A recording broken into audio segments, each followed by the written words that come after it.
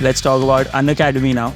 How was that life where you were in Google? You had definitely a lot of priorities, but now Unacademy is leading team, building a team. How was that experience really like? Funnily, I joined while I was still in the US. My orientation happened at a 13-hour time zone difference, right? It was a fun call. And here I am, waking up one fine day. I've just come back from the US and still jet lagged, and taking morning calls, trying to figure out what's happening in Unacademy, right? And I still remember Unacademy was in the middle of a massive launch in my first week of working with them. And obviously, founder was involved. They were doing design reviews. Here I am, like completely clueless, trying to, sound smart in a meeting, right? Like, hey, okay, here are my 2 cents, and people are like, okay, we have this launch tomorrow. Hardik, great suggestions. We'll come back to those later. 2 cents in an accent. My 2 cents in an accent. Yeah, I was still trying to get rid of that accent. Yeah.